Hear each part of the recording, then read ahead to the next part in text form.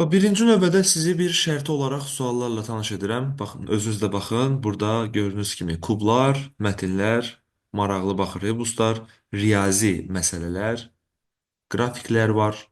Nisbətən maraqlı, fərqli. Baxın, burada suallarımız var. Maraqlı baxın suallarımız var. Şəkillər, şəkillərə aid olan çətin suallar. Demək olar ki, hamısı qəbul suallarına aiddir.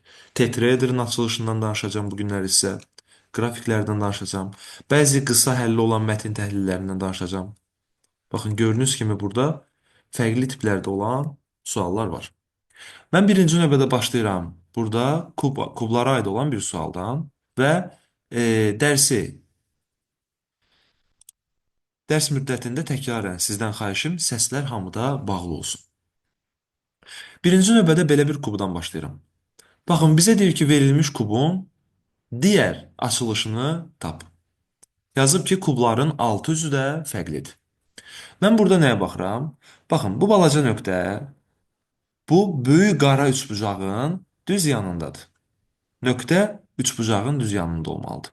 Məsələn, B variantı yanlışdır. Nə üçün? Çünki bu nöqtə böyük qara üçbucağın yaxınlığında deyil. C variantı da yanlışdır. Çünki bu nöqtə böyük qara üçbucağın yanında olmalıydı. Ona yaxın olmalıydı. D variantı da yanlışdır. Bu nöqtə ya üçbucağın bu tərəfində düşməli idi, ya da bu tərəfində. Yaxın olmalıydı ona. Və qalırsan burada iki variant arasında. Bu iki variantda nəyə baxıram? Bax, buradakı iki dənə kiçik üçbucaq, bu iki dənə balaca üçbucaq. Bax, bu böyük üçbucağa birləşmir. Bu balaca üçbucaqlarla böyük üçbucaq bir-birlərinə birləşməyib. Amma Y variantında və onlar burada bir-birlərinə birləşiblər. Baxın, balaca üçbucaqla böyük üçbucaq bir-birlərinə birləşib. Bu səbəbdən A variantı da səhvdir, Y variantı səhvdir və doğru cavab olacaq A variantı. Qəbul imtahanına indiyə qədər ən çox düşmüş ardıcıllıqlardan biridir. İkili və üçlü ardıcıllıqlar. Hətta bir dəfə 2022 ya da 2023-də dördlü ardıcıllıq da düşmüşdü. Dördlü ardıcıllıq nədir? Məsəl üçün, orada elə bil ki, hər dörd dənədən bir ədədlər arasında müəyyən bir qanunyuyğunluq var. Məsələn, ikili ardıcıllıq nədir? Məsələn, hər iki dənədən bir ədədlər arasında müəyyən bir ardıcıllıq var. Deyək ki, birinci ədəd, üçüncü ədəd, beşinci, yeddinci və doqquzuncu. Bunlarda bir qayda var, digərlərində başqa bir qayda var. Üçlü ardıcıllıqlar da tez-tez düşür, amma dördlü indiyə qədər çox da düşməyib, amma bir dəfə qəbula düşüb belə bir ardıcıllıq. Mən sizə indi sonda həmən sualda göstərərəm o qəbula düşmüş sualı. Deməli, burada ikili ardıcıllıq kimi ayırıram. Ədədlərin bəzilərini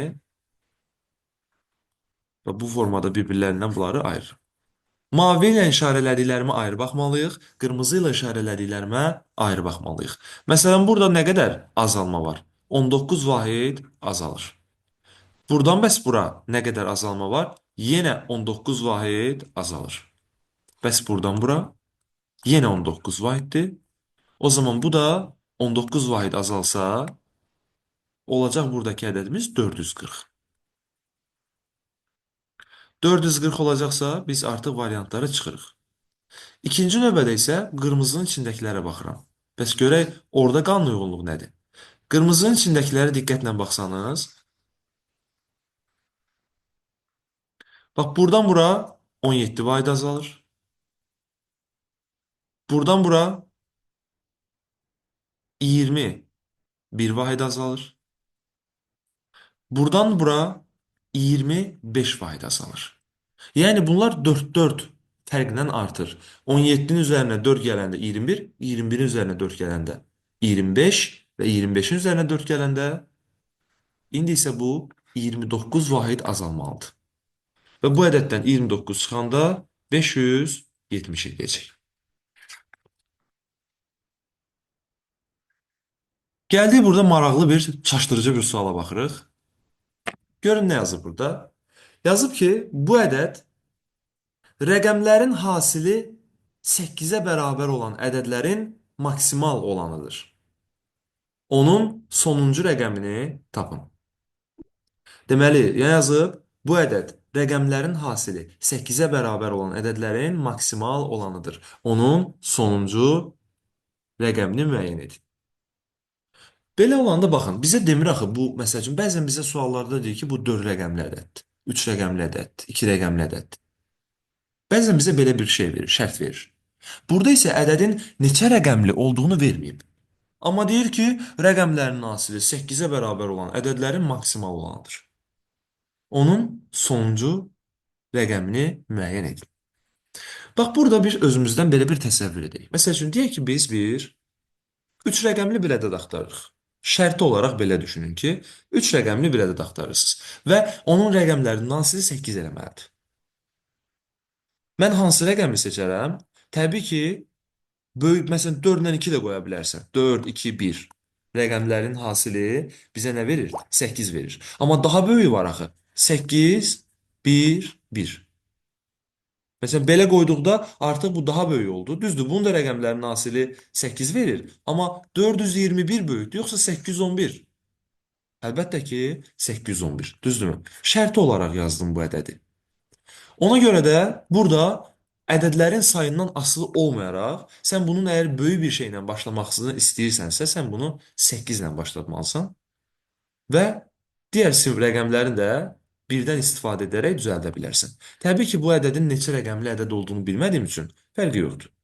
Amma yenə də bunun axırıncı rəqəmi nə olacaq? 1 olacaq təbii ki. Və bir də burada şərtə baxın. Məsələn, rəqəmləri bir-birindən fərqlidir. Belə bir şərt qoymuyor.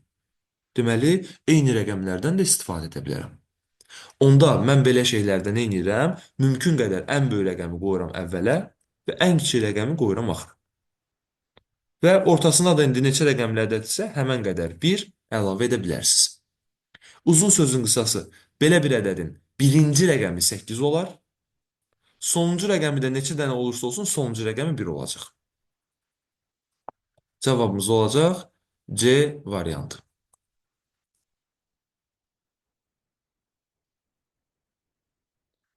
Hardasa yaxın bir müddətdə dövlət qulluğu qəbulunda da bu sual var idi və bu magistratura qəbuluna da düşüb. Ümumiyyətlə, onların bazıları demək olar ki, eynidir də, eyni suallardan istifadə edirlər. Bu sualda keçən illərdə dövlət qulluğu ya da bu ilin əvvəllərində dövlət qulluğu qəbuluna düşmüşdü. Təbii ki, belə bir sualda biz fiqurun bucaqlarından istifadə etməliyik. Birinci fiqurumuzun neçə bucağı var? 6 bucağı. İçəridəkinin isə 3 bucağı var. O zaman 6 bucaqdan və 3 bucaqdan biz necə 45 ala bilərik? 6-nın kvadratı ilə 3-ün kvadratını toplamaqla.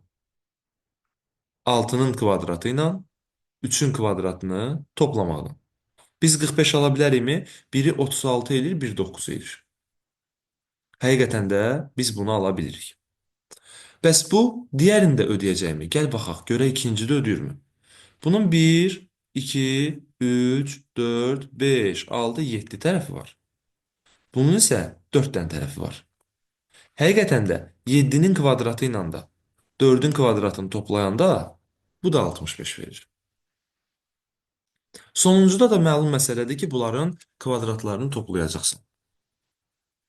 4-ün kvadratı ilə 6-nın kvadratını toplayacaqsın. Burada sizə bir dənə göstərmək istədiyim bir sual var. Bunun bir dənə burada çətin versiyası var idi.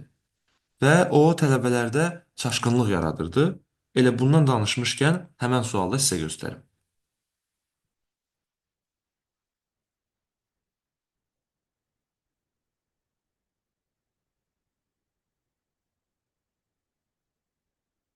Bir dəqiqə, burada indi sizə göstərirəm. Baxın, ekranı indi sizlə bölüşürəm. Bu 121-ci sual.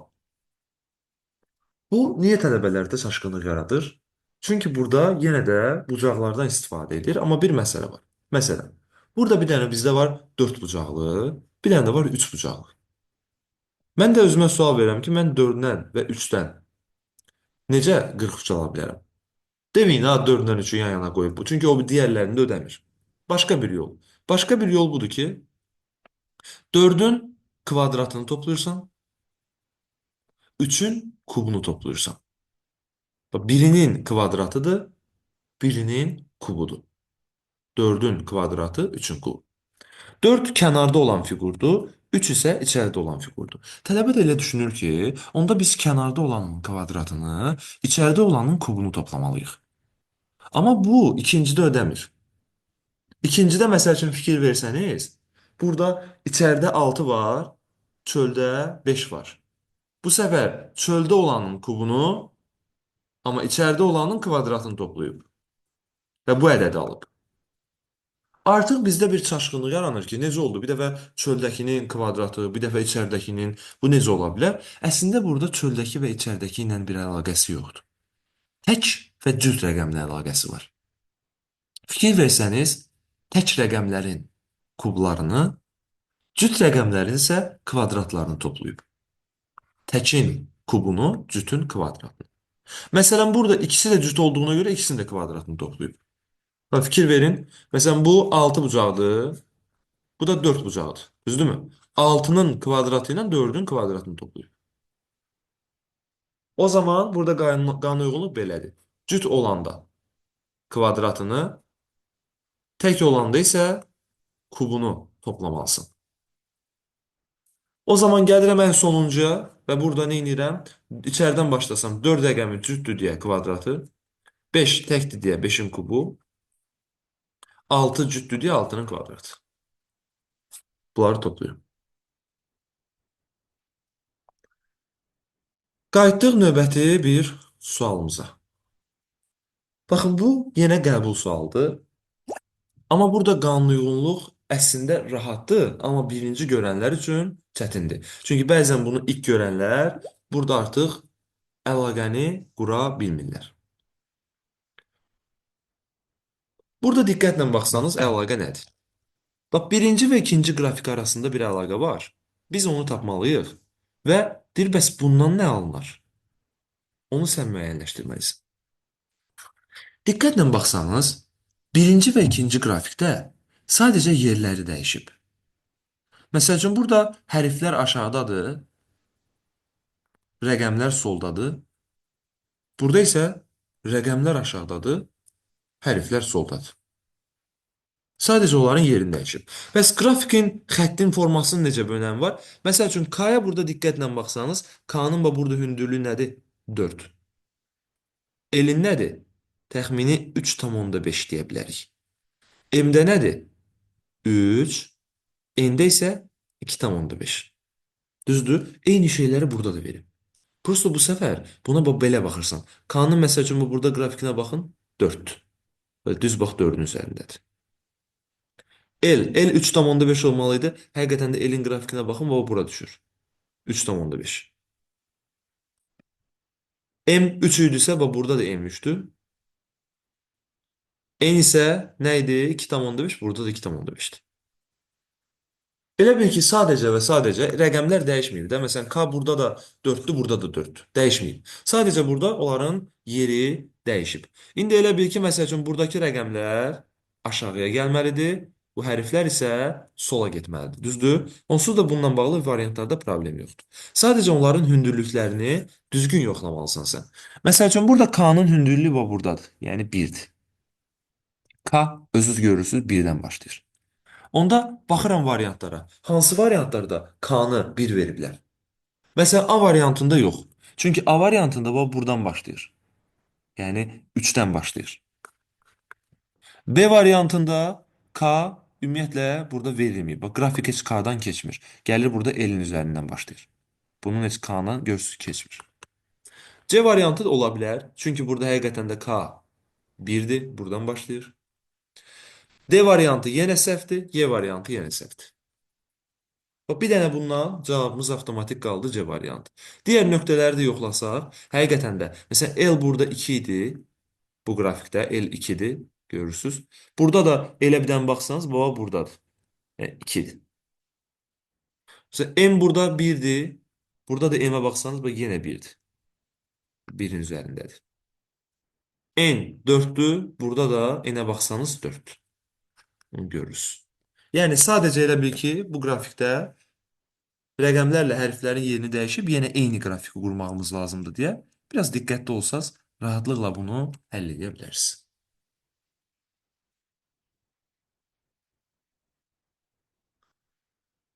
Belə suallarda bəzən alt-alta da əlaqə olur. Bəzən ardıcıllıq da olur. Yəni məsəl üçün sətr üzrə ayrı bir ardıcıllıq, birinci sətirdə, aşağıda isə ayrı bir ardıcıllıq. Belə də ola bilər. Amma bəzən isə ziqzaq formasında gedir. Belə, belə, belə, belə. Ziqzaq formasında. Məsələn, bu sualda ziqzaq formasında gedir. Diqqətlə baxsanız, məsələn, 3-ü 2-yə vuranda edir 6, üzərinə 1 gəlib. Elədi 7.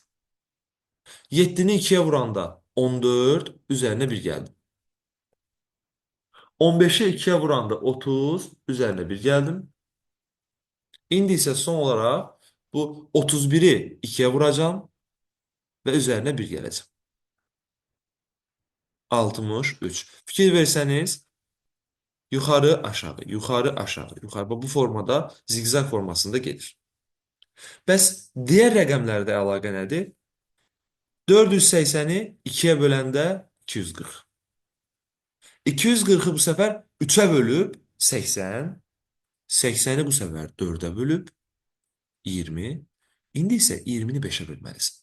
Yəni 2-yə böldü, 3-ə böldü, 4-ə böldü. İndi bunu 5-ə bölməliyəm. 20-ni 5-ə böləndə nə verir bizə?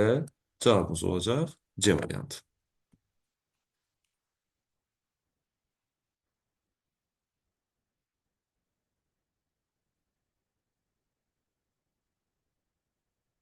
Ümumiyyətlə imtahanda tez-tez kvadratlar və kublarla bağlı suallar düşür. Bu da elə həmçinin. Diqqətlə baxsanız, burada sol tərəfdə ayrı bir qayda, sağ tərəfdə ayrı bir qayda var. Məsələn, birinci sağ tərəfdən başlayıram. Sağ tərəfdə qayda nədir? Bax, bu iki rəqəmindən bir vahid böyük olan ədəd hansıdır? 3. 3-ün kvadratını yazır.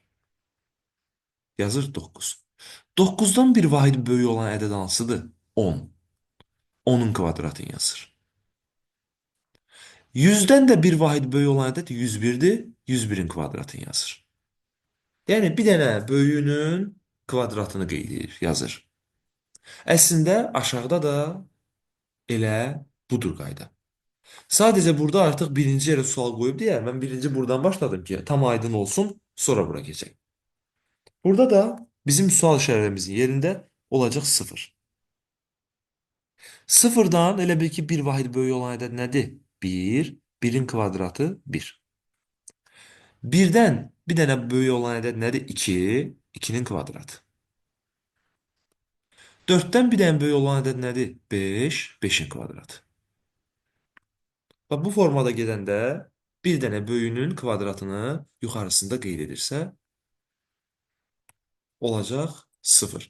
Və ümumiyyətlə mən tələbələrə həmişə deyirəm ki, əgər atacaqsansa, sualı bilmirsənsə və variantda 0 varsa, 0 at. Çünki 0 hələmələn variantda olmur. Ola da bilər, demirəm 100% doğrudur, amma çox vaxtı 0 olan vaxtı 0 doğru çıxır burada.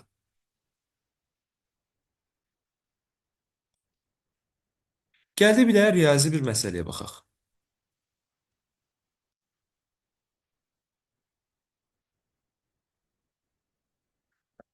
Yazıb ki, sinifdə 16 oğlan var. Şagirdlərin sayı 25-dən çox deyil. 25-dən çox deyil o deməkdir ki, yəni 25 ola bilər, amma 25-dən çox ola bilməz. Yəni 25 ola bilər, amma ondan çox ola bilməz. Bizə bunu demək istəyir. Və deyir 2-yə tam bölünən ədəd deyil. Yəni cüt ədəd deyil bunların sayı. Son olaraqsa deyir ki, oğlanların sayı qızların sayının 2 mislindən çox deyil.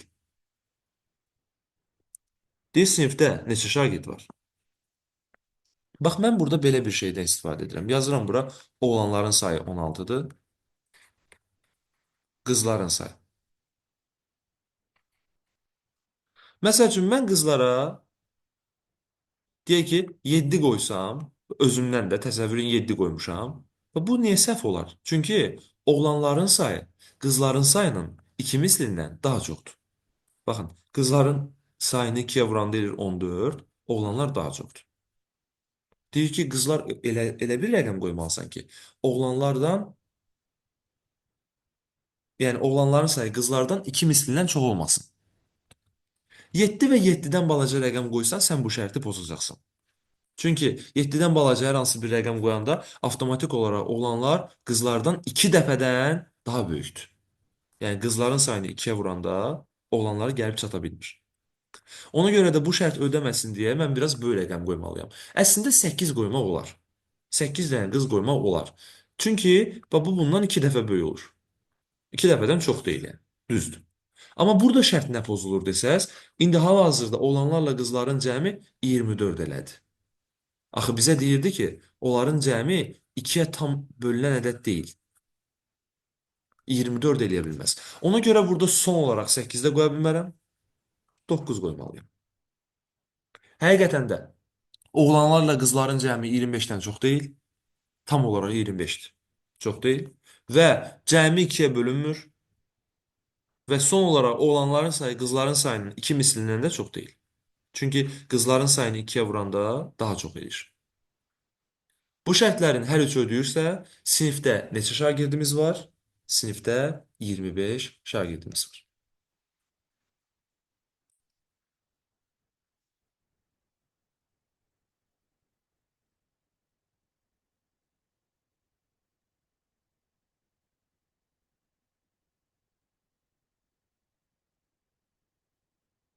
Yazıb ki, aşağıdakı diaqramdakı göstəricilərə görə özəl ali məktəblərə qəbul olanlar ali məktəblərə qəbul olanların neçə faizidir? Özəl ali məktəblərə qəbul olanlar qəbul olanların neçə faizidir? Deməli, burada nəyə diqqət etmək lazımdır? Baxın, biz bilirik ki, əgər burada qəbul olmayanlar 72% isə, avtomatik olaraq qəbul olanlar üçü bir yerdə 28% edir. Çünki 100-dən bu 72-ni çıxanda nə qalır? 28%. Və mən buraya yazıram ki, qəbul olanlar 28%-dir. İndi sualda məndən nə istəyir? Özəl ali məktəblərə qəbul olanlar, ümumiyyətlə ali məktəblərə qəbul olanların neçə faizidir? Bax, indi bunu necə edirəm? Özəl ali məktəblərə qəbul olanlar 4,76-dır. Faiz olaraq budur. Ümumiyyətlə qəbul olanlar isə 28%-dir.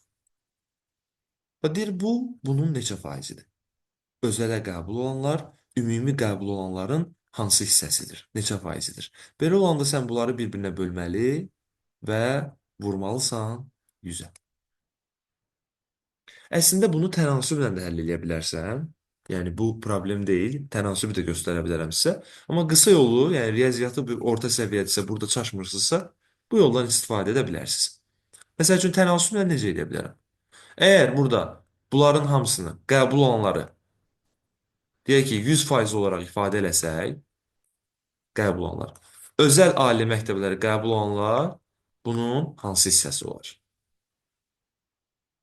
Belə də yaza bilərəm. Amma ən rahat yolu, yəni sizdən məsəl üçün bir şey soruşursa, məsələn bəzən bizə belə suallar verir. Məsələn deyir oğlanlar bu qədərdir. Məsəl üçün tələbə sayı deyək ki 50-dir. Deyir oğlanlar bütün tələbələrin neçə faizidir? Belə olanda nə edirdik? Bir-birinə bölür və 100-ə vururuq. Bu da tamamilə eyni şeydir. Sən gəlirsən burada özəl ali məktəblərə qəbul olanları bölürsən ümumi qəbul olanlara və vurursan 100-ə.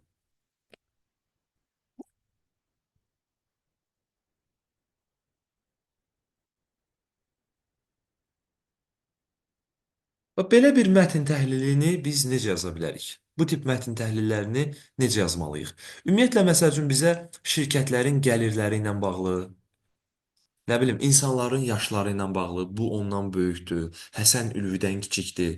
Belə böyükdür, kiçikdir ilə bağlı olan şeyləri elə böyükdür, kiçikdir işarələri ilə yazmaq lazımdır. Ərazicə filan ölkə filan ölkədən böyükdür, əhalicə kiçikdir.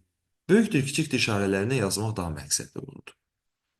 Məsəl üçün deyir ki, 4 dənə müəssisəmiz var. L, G, C və Q. Deyir, məlumdur ki, L-in və G-nin gəliri Q-dan az olur. Deməli, L-in də, G-nin də gəliri Q-dan azdır. Mən də buraya yazıram. Elin də, G-nin də gəliri Q-dan az olub. C-nin gəliri isə eldən az olub. C-nin gəliri eldən azdır. Amma bu 4 müəssisə arasında ən az gəlir C-də deyil. Belə olanda avtomatik olaraq əslində bunların sıralamasını sən tapa bilərsən. Necə tapa bilərəm? C 4-cü yerdə deyil də, yəni ən az deyil. C burada avtomatik olaraq 3-cü yerdədir. Çünki C-dən böyük L var, L-dən də böyük Q var. Bunu yerləşdirmək üçün sən C-ni bura qoymalısan. C-dən böyük L, L-dən də böyük nə var? Q var. Belə olanda bu ən axırıncı yerə düşəcək. Gəldik indi burada şərtlərə əsasən artıq bunu müəyyənləşdirdik. Ən gəlirli müəssisə Q olub, düzdür? Sonra, ən çox gəlir əldə edən müəssisələr arasında üçüncü yer elə məxsusdur. Xeyr, səhvdir. Avtomatik olaraq cavabımız qaldı Y variantı. Bir də deyir ki, bu müəssisələr arasında ən az gəlir qazanan G olub. Həqiqətən də bu doğrudur.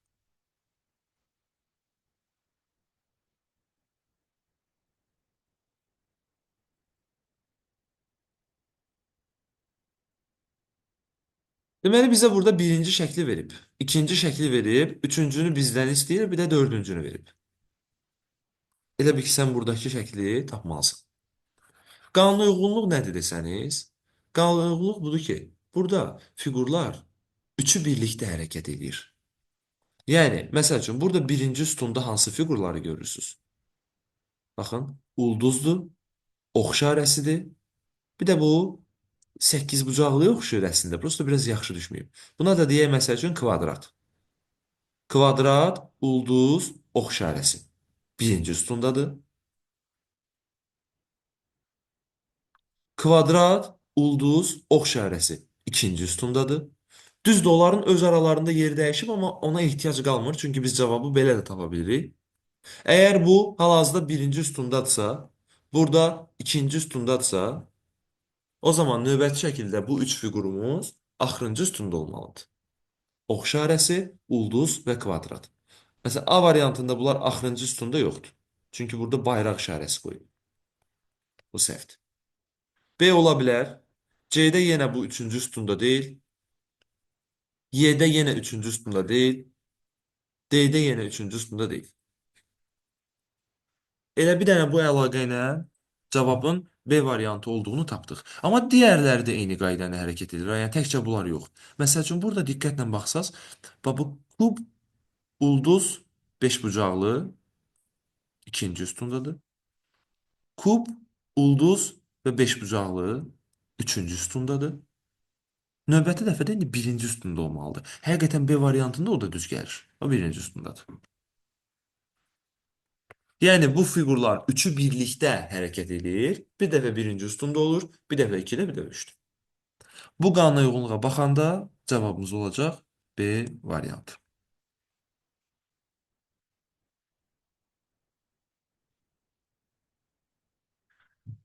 Birinci sırada fikir versəniz, bir dənə ədədin kvadratını yazıb, bir dənə ədədi kök altına salıb. Bir dənə kvadrat, bir dənə kök altı. Və burada tək rəqəmlər istifadə olunub. Məsəl üçün biz birinci növbədə bir rəqəmini kök altına salsaq, nə çıxır oradan? Elə 1 çıxır. Növbəti isə 3 rəqəminin kvadratını yazıb. 5 rəqəmini kök altına salıb, 7-nin kvadratını yazıb. Elə bil ki 1, 3, 5, 7, 9, 11, yəni tək rəqəmlərin bir dəfə kök altısını, bir dəfə də kvadratını yazır. İndi burada 7-nin kvadratından sonra növbəti gəlməlidir burada nə? Kök altında 9. Həqiqətən də 9-dan kök altında 3 çıxır. Sonra 11-in kvadratı yazıb, sonra da kök altında 13. Baxın, 1, 3, 5, 7, 9, 11, 13. Tək rəqəmləri birin kvadrat, birin kök altı edib. Bəs burada nə edib? Burada bir rəqəminin kvadratını yazıb, burada 4 rəqəmini kök altına salıb. 7 rəqəminin kvadratını yazıb, 10 rəqəmini kök altına salıb. Burada isə artıq ədədlər 3-3 artır. Bax, 1, 4, 7, 10. Amma yenə də bir dəfə kvadrat, bir dəfə kök altı. O həmən qanun uyğunludur. Təbii ki, bu ədədlər 3-3 artırsa, 1, 4, 7, 10, ondan sonra 13-ün kvadratı gəlməlidir. 13-dən sonra 3 vahid artanda 16-nı kök altına salır. Sonra 19-un kvadratı gəlir. Diqqətlə baxın. Ədədlər 3-3 artır. 1, 4, 7, 10, 13, 16, 19. Bir dəfə sadəcə kvadrat, bir dəfə kök altı. Kvadrat, kök altı. Bu sırayla gedir. Bizim cavabımız 13-ün kvadratıdır, yəni B variantıdır.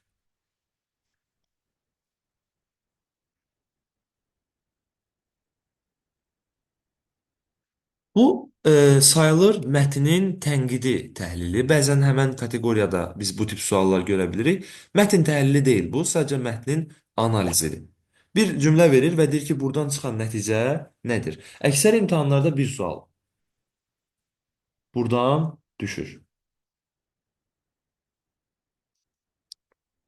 Bax, burada yazıb ki, 70-90-cı illərdə yer kürəsində 200 milyon hektar meşə örtüyü itirilmiş, səhralıqların sahəsi 120 milyon artmış, 180 milyar ton əkinə yararlı torpaq qatı məhv edilmişdir.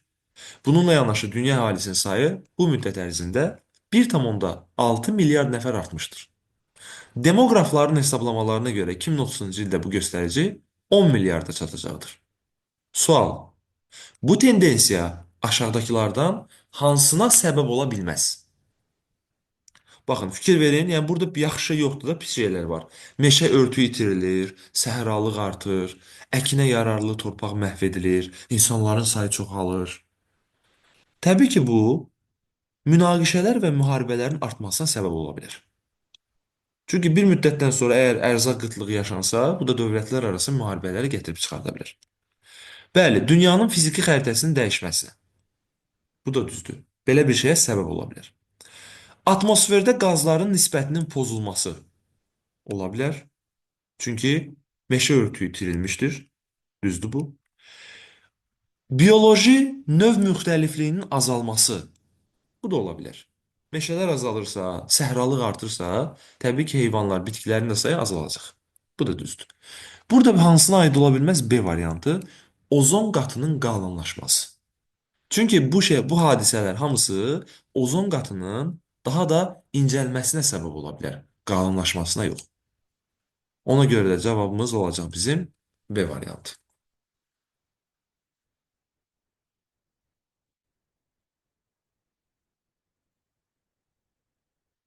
Yazıb ki, eyni bir tetraedrə aid olan 4 açılışı tapın. Tetraedrlərin siz düzgün açılışlarını, yəni onların hansıların eyni olduğunu, hansıların fərqli olduğunu bilmək istəyirsinizsə, siz burada hamısını eyni bir mərkəz ətrafına yığmalısınız. Yəni elə eləməlisən ki, hamısının ortasında eyni bir rəqəm olsun. Bütün fiqurların ortasında eyni bir rəqəm olsun. Məsələn, burada nəyə diqqət edirəm? Məsələn, bu ikisinin ortasında 8-dir. Nə bilim, bu ikisində 0-dır. Birində 3-dür, birində 5-dir. Hərəsində bir cürdür. Mən əgər burada eyniləri falan tapmaq istəyirəmsə, mənim birinci işim bütün tetraederları eyni bir rəqəmin ətrafına yığmaqdır. Mən də burada bunların hamısını 8-in ətrafına yığacam. Buna niyə mən 8-i seçdim? Çünki 8-dən 2 dənəsi artıq hazırdır. Ortada 2 dənə 8 olan var deyə nisbətən vaxta qənaət eləmək üçün bundan başlayacağam. Hamısını 8-in ətrafına yığacam. Əslində 0-ın da ətrafına yığa bilərdim, çünki bundan da 2 dənə var. Vaxta qənaət üçün hamısını 8-in ətrafına yığacam. A ilə B-yə dəymirəm, çünki bunlarda onsuz da 8-in ətrafındadır rəqəmlər. Keçirəm C variantı. C variantında bu 5-i bu istiqamətdə aşıtmalısınız. 5 bura aşanda təxmini düşməsinin fərqi yoxdur. Əsas odur ki, hansı ara düşəcək onu biləsiniz. 5 bura düşəcək. 3-ü də bu istiqamətdə aşırsanız, 3 də düşəcək buraya. Artıq elə bil ki, 3 burada yoxdur. Gəldi düşdü. 5 də burada yoxdur.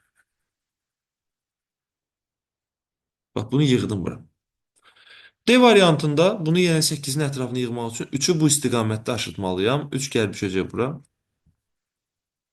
0-ı da bu istiqamətdə aşırdanda 0 gəlib düşəcək bura.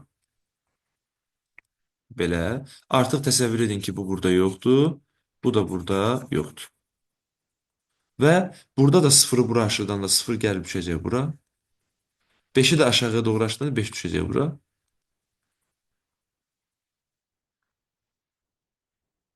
Və son olaraq 5-i burada aşırdanda bura düşəcək 5. Və 3 də düşəcək aşağıya. Bax, bunu eləyəndən sonra sadəcə qalır sənin bir dəyişin. Bütün tetraederlara saat əqrəbi istiqamətində baxmaq, bütün tetraederlara saat əqrəbi istiqamətində baxmaq və eyni bir rəqəmdən onların ardıcıllığını yazmaq lazımdır. Məsələn, mən 5-dən başlayıram, saat əqrəbi istiqamətində bunların ardıcıllığını yazıram. 5-dən sonra nə gəlir? 0. 0-dan sonra nə gəlir? 3. Yazıram bura 5, 0, 3. Burada da 5-dən başlayıram. 5-dən sonra gəlir 3, 3-dən sonra gəlir 0. 5, 3, 0. Bəs bu birisində 5-dən sonra gəlir 0, 0-dan sonra gəlir 3. 5, 0, 3. Gəldim buna. 5-dən sonra burada gəlir 3, sonra gəlir 0. 5, 3, 0. Burada da 5-dən başlasam. Hamısında eyni rəqəmdən başlamalıyam. 5-dən sonra 3, 0 gəlir. Və burada da 5-dən başlayanda 5, 3, 0 gəlir. Yəni, təkrar edirəm, hamısına eyni bir rəqəmdən baxmalı və hamısına saat əqrəbi istiqamətində baxmalısın. İndi bunu yazandan sonra baxın, bunların içərisində 4 dənə eyni olan hansı çıxdı? 1, B-dir. Çünki bunun kodu 530 çıxdı. D, 530 çıxdı. Y, F. 4 dənə eyni olan B, D, Y, F olacaq. Aynansı isə onlar ikisi ayrıdır. Deməli, bu tetraederlarda nə etməliyik? Birinci növbədə hamısını eyni bir rəqəmin ətrafına yığmalıyıq. Rəqəmində fərqi yoxdur. Hansı rəqəmin istəyirsən eləyə bilərsən, amma hamısını eyni rəqəmin ətrafına cəmləməlisən. Sonra isə onların ardıcıllığına baxmalısın. Eyni bir rəqəmdən başlayır, saat əqrəbi istiqaməti.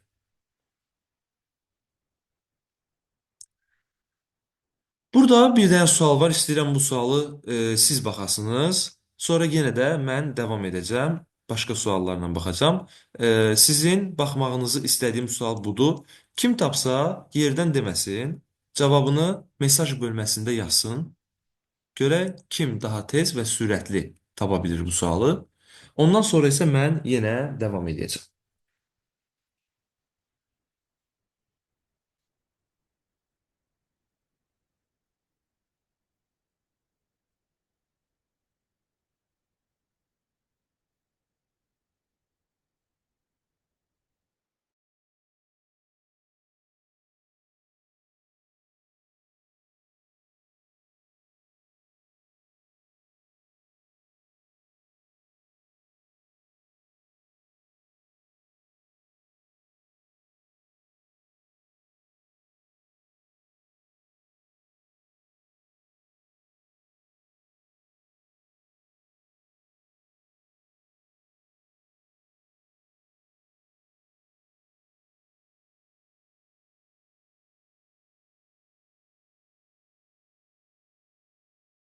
Deməli, bu sualda yuxarıdakı rəqəmlərdən aşağıdakı 3 ədədi almalıyıq. Birinci növbədə 6-nı 2-yə vuran deyir 12. 12-nin kvadratı burada yazılır. 6 ilə 2-nin cəmi edir 8. 8-in kvadratı burada yazılır. 6-dan 2-ni çıxanda 4. 4-ün də kvadratı burada yazılır. Yəni, vurur kvadratını yazır, toplayır kvadratını yazır, çıxır kvadratını yazır. Eyni şeyləri siz də burada eləsiniz. Birinci bizdə 14-ün kvadratı olmalıdır. Sonra 9-un kvadratı, sonra da 5-in kvadratı. Gəldik burada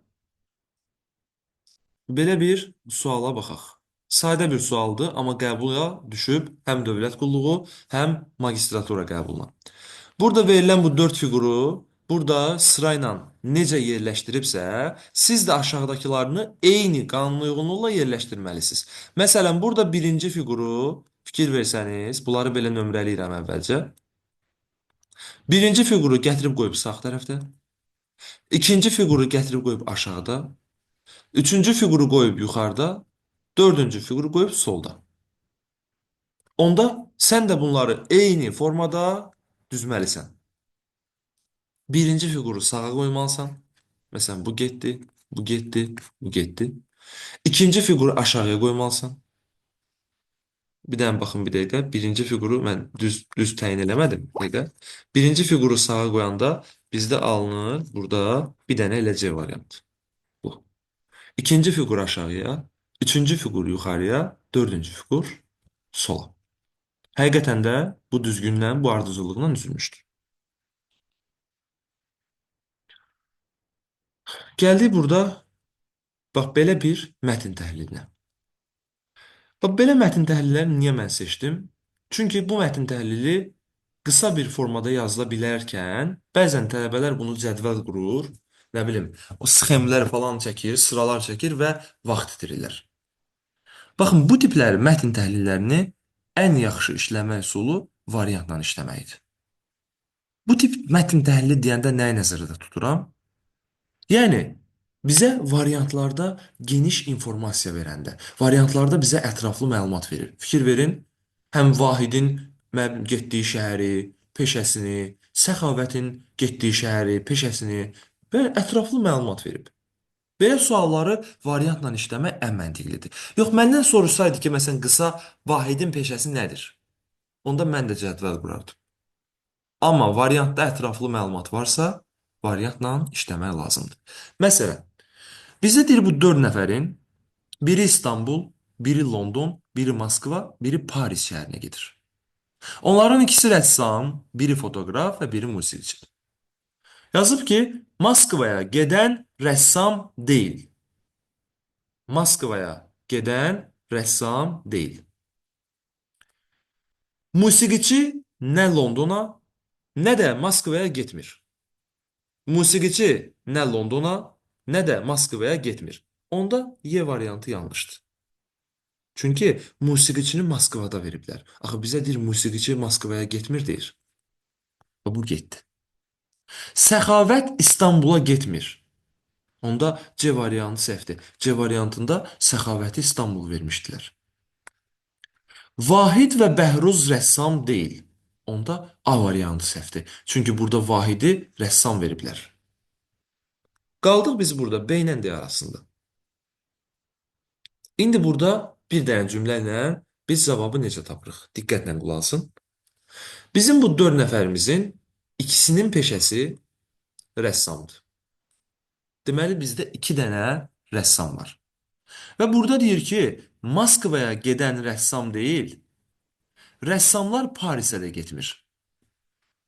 Onda bizim 2 dənə rəssamımız əgər Moskvaya da gedə bilməzsə, Parisə də gedə bilməzsə, onda avtomatik olaraq bunların biri İstanbula getməlidir, bir də Londona getməlidir.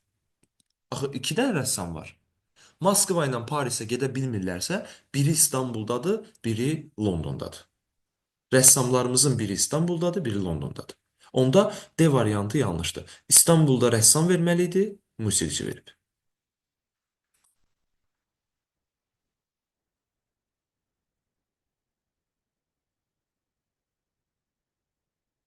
Burada bir dənə çox maraqlı mətn təhlili var. Bunu da indi birazdan sizə izah edəcəm. Çox maraqlı bir sualdır.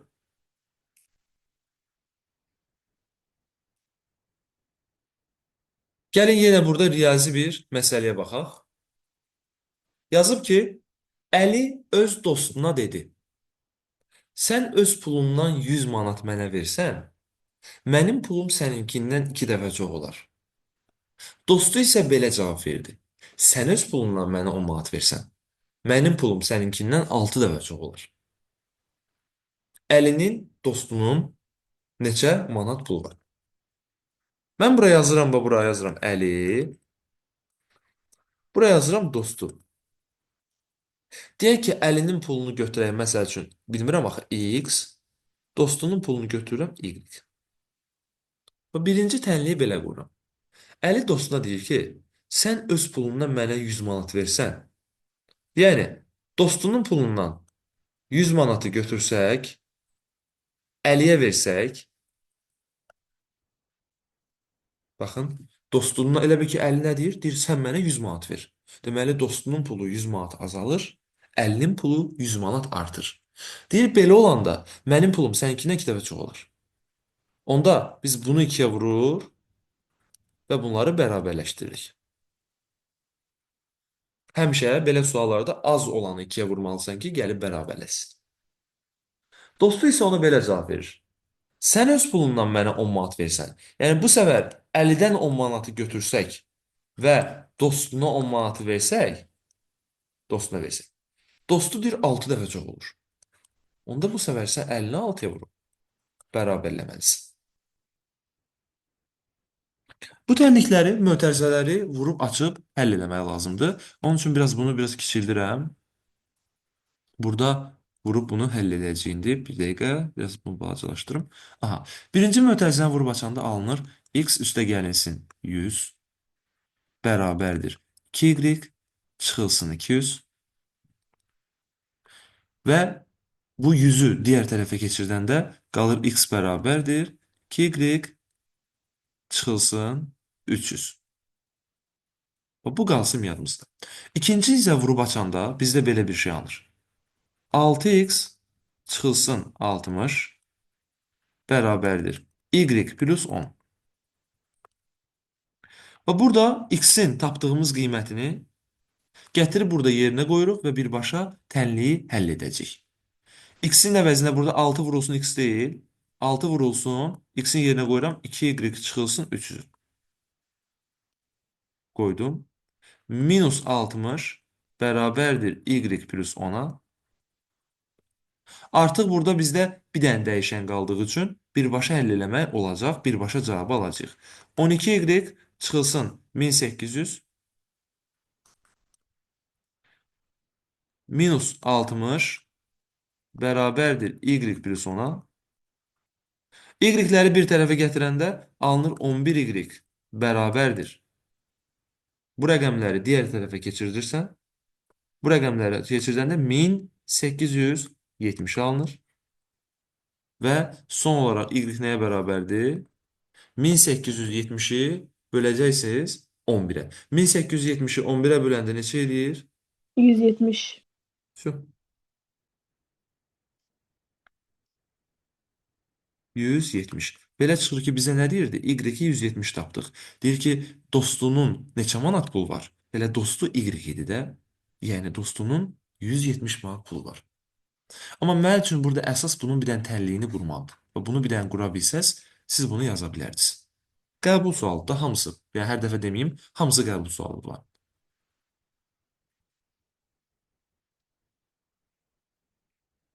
Bu, yenə də görməkdən asılı olan bir sualdır. Həmən andaca sən bunu əgər görə bilsən, çox rahatlıqla tapa bilərsən. 3-ün kvadratı 9, 4-ün kvadratı 16, 5-in kvadratı 25, 6-nın kvadratı, 7-nin kvadratı. İndi isə bizə lazımdır 64 və 8. Yəni 8-in kvadratı 64. Bizə lazımdır. Kvadratları yazıb amma bir-birinə birləşdirib.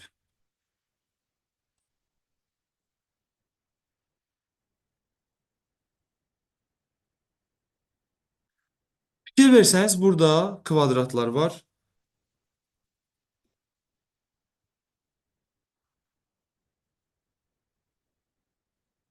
Burada kvadratlar var.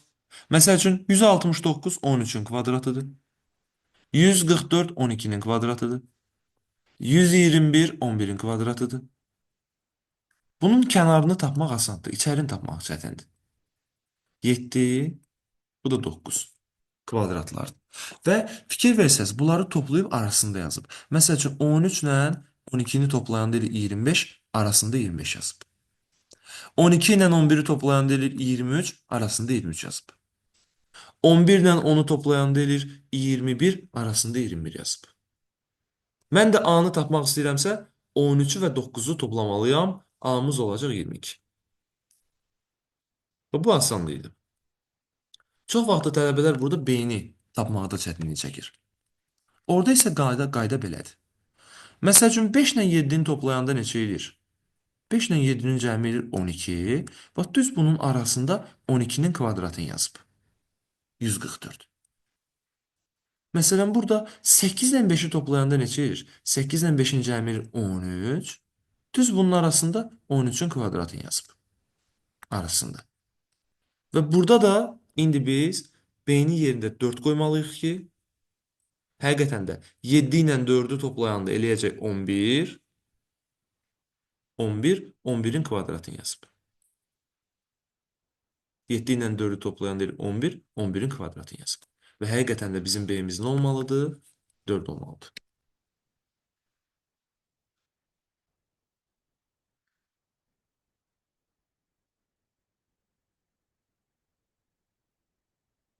Bu sual üçün yenə sizə 1 dəqiqə vaxt verirəm. Görün bu sualın cavabını kim yaza bilər? 27 nömrəli sual. Kim tapsa cavabı chat bölməsinə yazsın. Görək kim daha sürətli tapa bilər.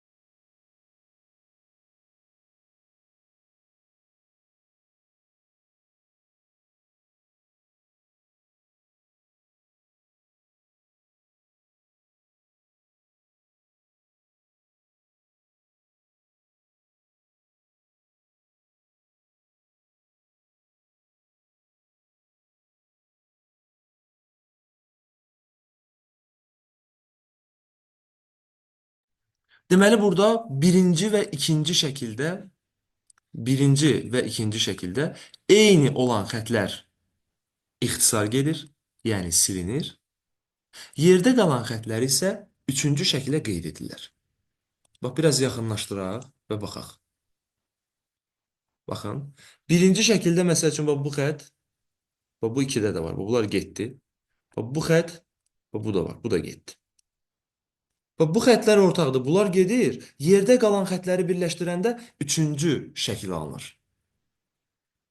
Mən də burada nə edəcəm? Bax, bu xətti, bax, buradan da siləcəm. Bu xətti buradan da siləcəm. Bir də bu xətt.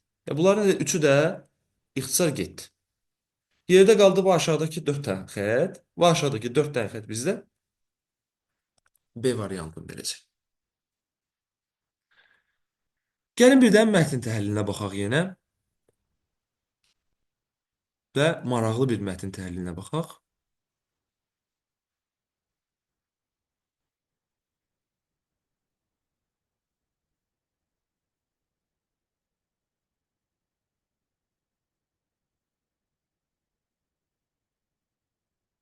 Yazıb ki, Əli, Babək, Vəli, Davud və Qədir kağızda soyadları ilə bağlı bir doğru və bir yanlış fikir yazdılar. Yəni, elə bil ki, hər adam 2 dənə cümlə yazıb və hərəsinin yazdığı cümlələrin biri doğru, biri yanlışdır. Hər kəsin yazdığı 2 dənə cümlənin biri doğru, biri yanlışdır. Davud deyir ki, mənim soyadım Məmmədovdur, Babəkin soyadı Xəlilovdur. Bu iki cümlənin biri düz, biri səhvdir. Məsələn, Əli deyir ki, mənimki Məmmədovdur, Vəlinin isə Bədilovdur. Babək belə deyir, Vəli də belə deyir və Qədir də belə deyir. Sual: dostların hər biri hansı soyadı daşıyır? Sən burada necə vəsiyyət edə bilərsən uşaqlar? Bu bəzən tələbələrə çətin gəlir, amma bunun cəmi 2 dənə ehtimalı var. Çünki elə məsəl üçün birinci şəxs kimi idi Davud. Davudun dediyi 2 dənə cümlə var. Bir dəfə onun birincisini doğru götür, ikincisini yanlış. Alınsa birdən, deməli odur. Hamısını soru yoxla, alınsa odur. Olmasa isə əksini eləyən kimi alınacaq. Yəni burada cəmi 2 ehtimal var. Çox yoxlamayacaqsınız. 2 dənə şey yoxlayacaqsınız. Mən də məsəl üçün başlayıram nə edən? Məsəl üçün Davud nə deyib? Mənim soyadım Məmmədovdur, Babəkin soyadı Xəllilovdur. Deyir ki, mən bu səfər belə başlayıram. Əvvəla bunun birinci dediyi cümləni doğru götürürəm, ikinci dediyi cümləni yanlış götürürəm. Ha, bax, bunu dəqiq bilmirəm ha. Prosta alınmasa əksini eləyəcəm. Davudun birinci dediyi cümlə nədir? Mənim soyadım Məmmədovdur. Deməli, Davud Məmmədov olmalıdır. Onda bu variant getdi, bu variant getdi, bu variant getdi, bu variant getdi, bu da variant getdi. Heç bir variantda Davudun soyadını Məmmədov verməyiblər. Avtomatik olaraq mən burada yazdığım birinci ehtimal səhvdir. Onda burada belə çıxır ki, Davudun dediyi birinci cümlə yanlış, amma ikinci cümlə doğrudur. Davud nə deyirdi? Mənim soyadım Məmmədov. Bu yanlışdır. Çünki heç bir variantda Davudu Məmmədov verməyiblər. Bu yanlışdır. Onda Babəkin soyadı Xəlilovdur. Bax, bu doğrudur. Artıq sən əmin ola bilərsən ki, Babək Xəlilovdur. Bu variant o zaman getdi, bu getdi, bu getdi. Qaldım iki cümlə arasında. Babəkin soyadını artıq tapmışam axı. Ona görə sən burada keç Babəkin dediyi fikirlərdən davam elə. Gör Babək özü haqqında nə deyib. Bax oradan yola çıxmaq daha məntiqlidir. Babək deyir ki, Vəlinin soyadı Tələtovdur, mənimki isə Məmmədovdur. Mən avtomatik olaraq bu cümlənin yanlış olduğunu artıq bilirəm. Çünki mən bayaqları tapmışdım ki, Babəkin soyadı Xəllilovdur. Bunu tapmışdım. Ona görə də bu deyirsə, mənimki Məmmədovdur, deməli bu cümlə yalandır.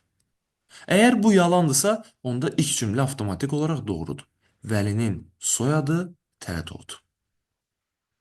Çünki cümlələrin biri yanlışdırsa, digəri doğru olmalıdır da, biz belə demişdik. Əgər Babək mənim soyadım Məmmədovdur deyir və bu yanlışdırsa, onda digər cümlə Vəlinin soyadı Tələtov. Bu düzdür. Vəlini də Tələtov götürəcəksənsə, cavabımız olacaq bizim C variantı.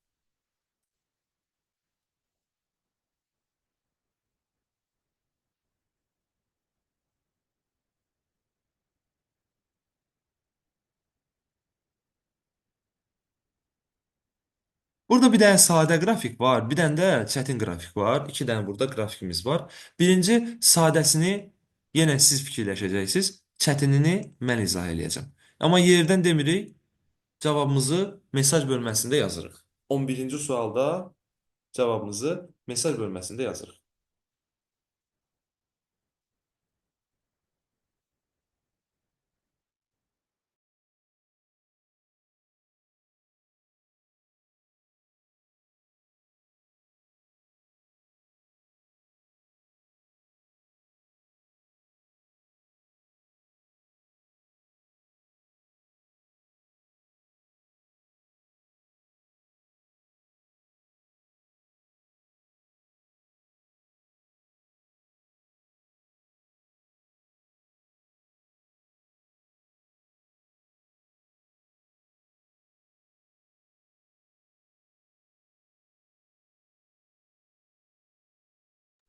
Deməli, bu qrafikdə nəyə baxırıq? Bu qrafik dolu olan hovuzun boşalması qrafikidir. Yəni, diqqətlə baxsanız, hovuzda 56 metr kub su var və 1 dəqiqə ərzində həmən suyun miqdarı gəlib buradan düşüb olub 52. 56 idi, oldu 52. Yəni, 1 dəqiqə ərzində nə qədər azaldı? 4 metr kub azaldı. Onda mən tənasübümü belə qururam. Əgər bu hovuzdakı su 1 dəqiqə 4 metr kub azalırsa, neçə dəqiqəyə hovuzun hamısı bitər? Hovuz tam formada neçə dəqiqəyə boşalar? Çünki hovuzun 56 olduğunu bilirsiniz də, burada yazılıb. Neçə dəqiqə boşalır?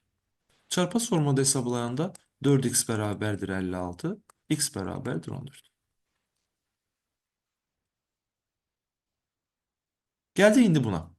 Və burada çox vaxtı mən müşahidə eləmişəm, yəni bir çox tələbə burada çətinlik çəkir və bu suallarda cavabı səhv yazılır. Deyir ki, əkildikdən sonra A və B bitkilərinin böyüməsinin qrafiki verilmişdir. 5 ay sonra iki bitkinin ümumi hündürlüklərinin cəmi nə qədər olacaq? Biz burada addım-addım gedək də birinci A-nı hesablayaq, sonra B-ni hesablayaq. Bax, diqqətlə baxın, A-nın qrafiki başlayır ondan. Bu o deməkdir ki, əkilən zaman A-nın artıq 10 santimetr hündürlüyü var imiş. Bir ay keçdikdən sonra onun hündürlüyü gəlib olub burada 30. Bax, 10 idi, oldu 30. Onda bir aya nə qədər böyüdü bu? Kim deyə bilər mənə? Bir ay ərzində nə qədər böyüdü? 20. Buradan bura qədər, bəli, 20. 10 idi, gəldi oldu 30. Onda tənasüb belə qurursan. Əgər bu bitki bir aya 20 santimetr böyüyürsə, bəs 5 aya nə qədər böyüyər? Çarpaz formada vuranda tapırsan ki, 5 aydan sonra bu bitki 100 santimetr böyüyər. Amma bunun özünün də boyu var idi axı 10 santimetr. Onu da üstünə gəlməlisən və bu bitkinin boyunu tapacaqsan. Bitkinin boyu nə qədər olacaq? 110 santimetr. Yəni 10 elə bil ki özündə var idi. 100 də 5 ay ərzində inkişaf elədi. Bəzən burada tələbələr mahiyyəti tutmaqda çətinlik çəkir. Belə düşünün uşaqlar. Bax, təsəvvür edin ki, sənin cibində 10 manat pul var. Öz cibinizdə 10 manat pul olduğunu təsəvvür edin. Və ay ərzində 20 manat pul qazanırsınız. 20 manat ayda pul qazanırsınız. 5 aydan sonra nə qədər pulunuz olar? Təbii ki, ayda 20 manat qazanırsansa, sən 5 aya 100 manat qazanarsan. Axı öz cibində də 10 manat var idi. Yəni sən nə qədər pulun olar? Deyəndə artıq toplamalısan 110 manat. Ona görə də bu sualda da onun 5 ay ərzində nə qədər böyüdüyünü tapdı və üzərinə öz boyunu gəldik. Bu A-nın qrafikidir. A oldu 110. Bunu yadda saxlayaq.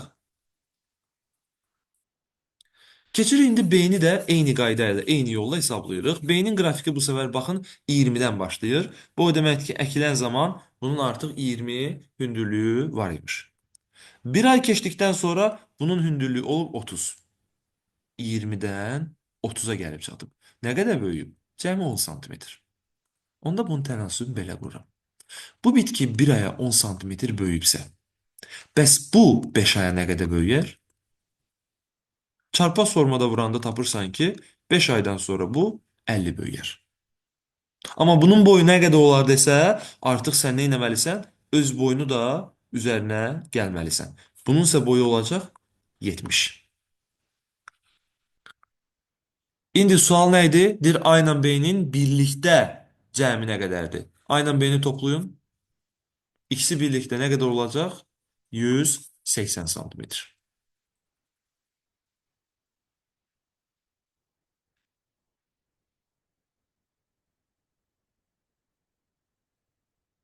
Bax, bu həm magistratura, həm dövlət qulluğu qəbul sualıdır. Tələbələr bu sualı görəndə çox vaxtı bunu rəng sualı kimi düşünürlər. O bəzi suallar olur, məsəl üçün, ağla ağdan qara alınır, qara ilə qaradan ağ alınır. Həmən sual kimi düşünürlər. Amma bu o sualdan deyil. Və inandırım ki, sizi imtahana düşsə çoxu yaza bilməyəcək. Bu sualda iki fərqli qayda var. Nədir burada qanun uyğunluq?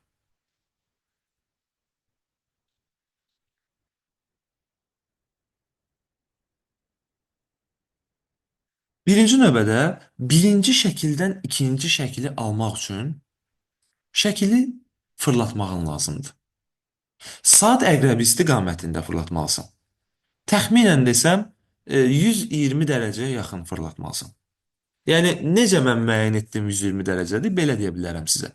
Üçbucağın 3 dənə təpə nöqtəsi yoxdur. Dairə də 360 dərəcə deyil. Məsələn, 3-ə böləndə nə düşür? 120 dərəcə. Yəni hər bir təpə nöqtəsinin digərinin yerinə gəlib çatması, bunu elə fırladırsan ki, bu gəlir bu birisinin yerinə çatır. Təxmini 120 dərəcədir. İndi mən gəlirəm burada sizə bunu göstərirəm. Bax, birinci fiquru təxminən 120 dərəcə fırladanda həqiqətən də ikinci şəkil alınacaq. Çünki bax bu səfər gəlib burada təpə hissəyə çatıb, yuxarıya çatıb. Bax bunlar isə bax bu aşağıdakılar. Gəlib bax bura. Bunu artıq siz nə edə bilərsiniz? Magistrlar bunu ancaq təsəvvür eləməlidir, xəyal eləməlidir.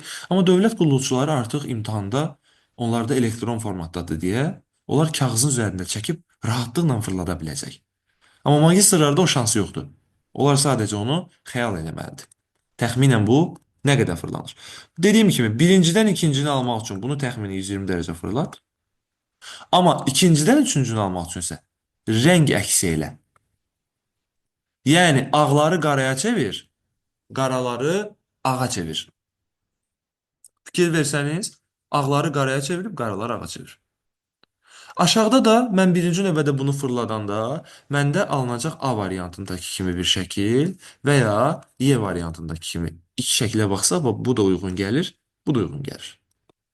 İndi sadəcə bunlardan hansının rəng əksi düzgün verilmişdir? Elə A variantındakı bu həm də bunun rəng əksidir. Düzgün verilib. Amma Y variantında bundan bu rəng əksi deyil. Bu səbəbdən cavabımız olacaq bizim A variantı.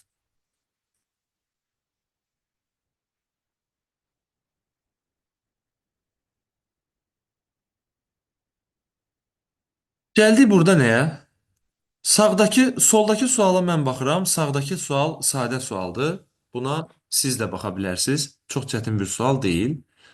Burada, məsəl üçün, 130 ədədini elə böləndə 16 dəfə tam bölünüb və qalıb M.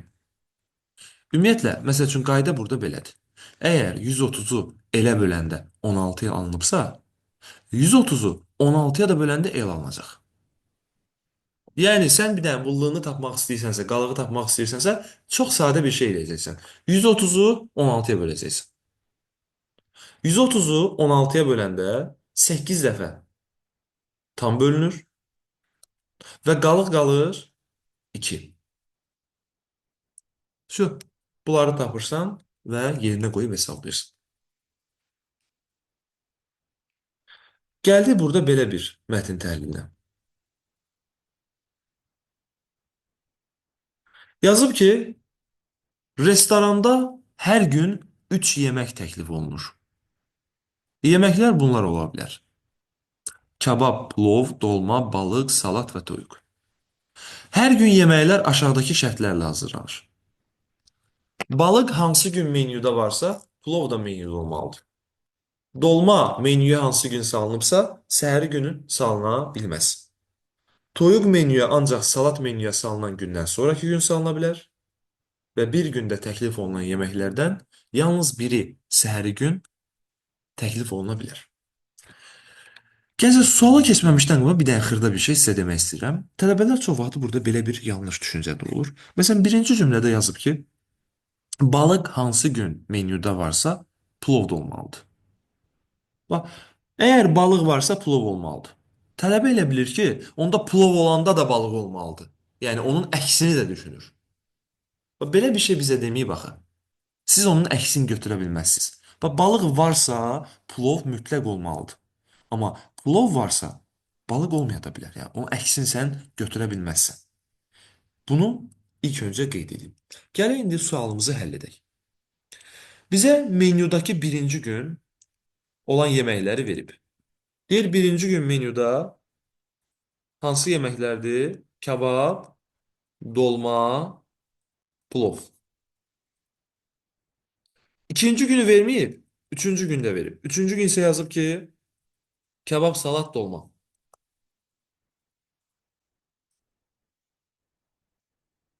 Sual. İkinci gün menyuda hansı yeməklər ola bilər? Birinci növbədə mən bilirəm ki, balıq varsa, plov mütləq olmalıdır. Məsəl üçün, burada C variantı o zaman səhvdir. Çünki balıq var, amma plovu verməyib. Balıq varsa, plov da olmalıdır. B variantı da səhvdir. Balıq var, amma plovu verməyib. Balıq varsa, plov mütləq olmalıdır. Bu iki variant getdi. Sonra dolma menyuya hansı gün salınıbsa, səhəri gün salına bilməz. Yəni ardıcıl 2 gün dolma ola bilməz. Onda birinci gün əgər burada dolma varsa, ikinci gün dolma ola bilməz. Dolma ola bilməzsə ikinci günün menüsündə D variantı da səhvdir. Qaldıq A və Y variantı arasında.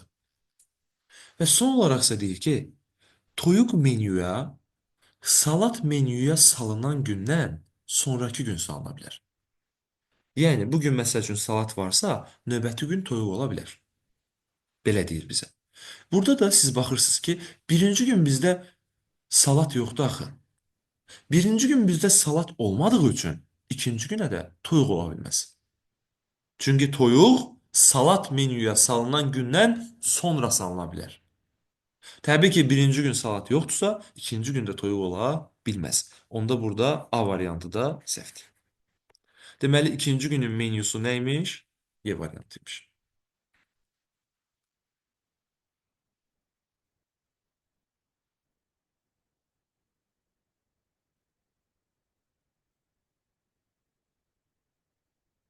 Baxın, görünüşü çətin bir sualdır. Belə suallarda sətirlər üzrə də qayda ola bilər, amma alt-alta da bir qanun uyğunluğu ola bilər. Amma mən birinci belə suallarda bunların hamısının toplanılmasından yanayam. Yəni içərisindəki bütün ədədləri toplamaq birinci bizə lazım olan şey budur. Məsələn, birinci fiqurdakı bütün ədədləri toplayanda 25 edir. İkinci fiqurdakı bütün ədədləri toplayanda 27 edir. Üçüncü fiqurdakı bütün ədədləri toplayanda 31 edir. Dördüncü fiqurdakı bütün ədədləri toplayanda bu neçə edir? 39 edir. Bir də əlaqəyə baxın diqqətlə. Görün Bir qanunumuz ölçü. nədir? Bir Bir dəfə ölçü. 2 artır, bir dəfə 4 artır, bir dəfə 8 artır. Növbəti dəfə də o zaman 16 artmalıdır. 2, 4, 8. Elə bil hər dəfə arasındakı fərqlər 2-yə vurulub da. 2, 4, 8, indi 16. 16 artmalıdırsa indi, yəni burada 39 yox, olmalıdır neçə? 55. 55 eləməsi üçün bura hansı rəqəmləri qoyaram? Baxın.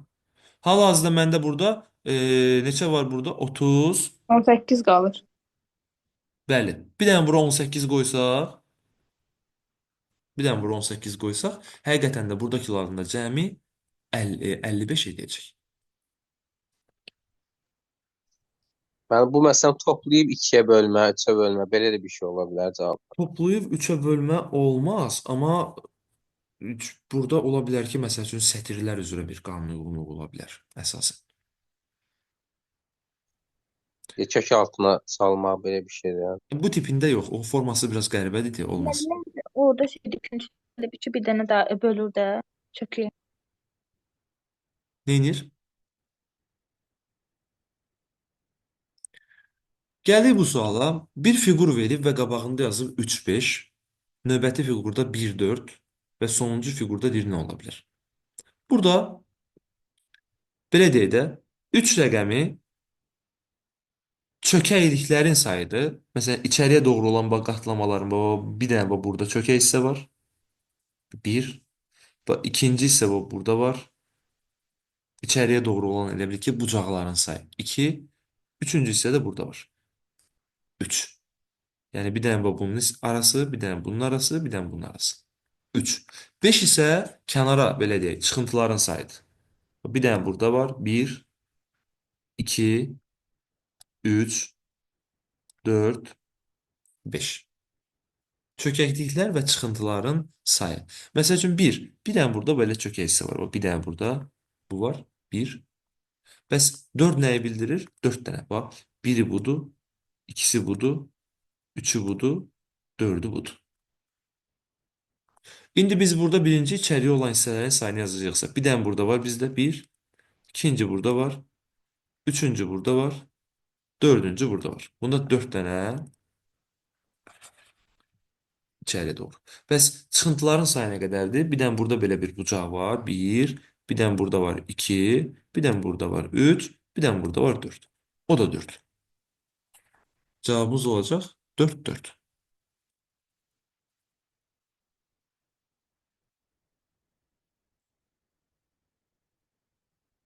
Burada məlum məsələdir ki, birinci dairənin içərisində olan rəqəmlərdən ikinci dairənin içərisində olan rəqəmlər alınmalıdır. Bu qanun uyğunluğu tapandan sonra bundan da biz növbətini tapacağıq, alacağıq.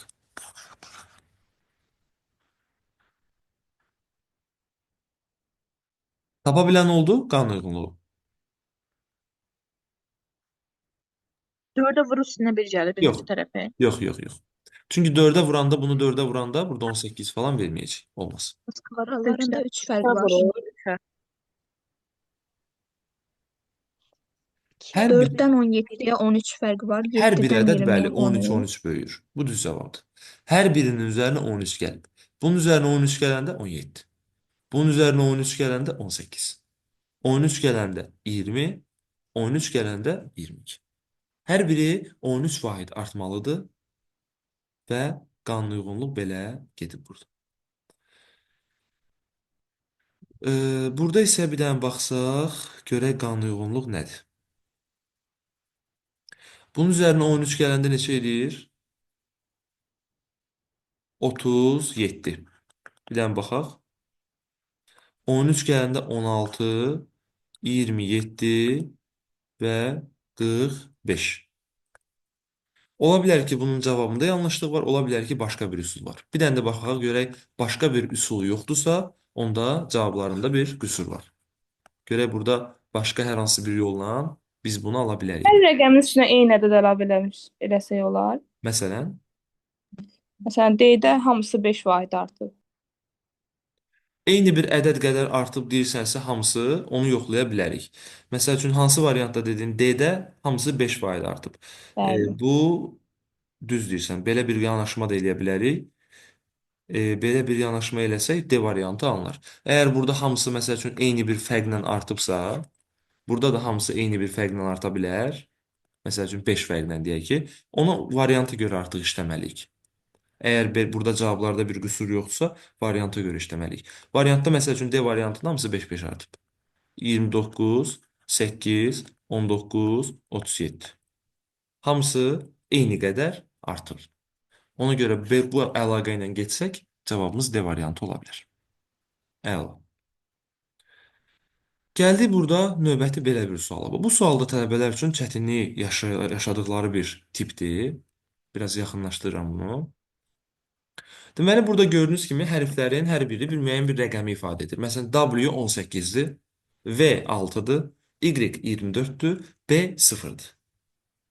Bunların necə alındığını tapır, aşağıdakına biz tətbiq eləməliyik. Birinci növbədə mən sizə onu deyim ki, belə suallarda toplama da ola bilər, vurma da ola bilər. Amma həmişə fiqurların bucaqlarından istifadə eləməlisən. Məsəl üçün, W nəyə birləşir? V hərfi nəyə birləşir? Bir dənə birləşir burada 3 bucağa. Mən bucaqlarına baxacağam. 3 bucağa. Bir dənə də birləşir burada 6 bucağa. Bu rəqəmlərdən necə bunu əldə edə bilərəm? 18-i əldə edə bilərəm? Təbii ki, bir-birinə vurmaqla. Dağların üzərində. Yəni, onun birləşdiyi bucaqları bir-birinə vurmaqla.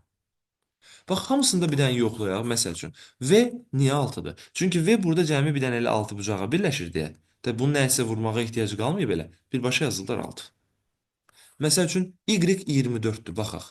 Y birləşir bir dənə burada 4 bucağa. Bir dənə də birləşir 6 bucağa. Həqiqətən də 4-ü 6-ya vuranda 24 verir. Bəs B niyə 0-dır? B birləşir bir dənə 4 bucağa. Bir dənə birləşir 3 bucağa. Bir dənə də birləşir 0 bucağa.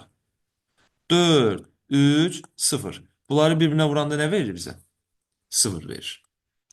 Qısacası, onun birləşdiyi bucaqları bir-birinə vurmağımız lazımdır.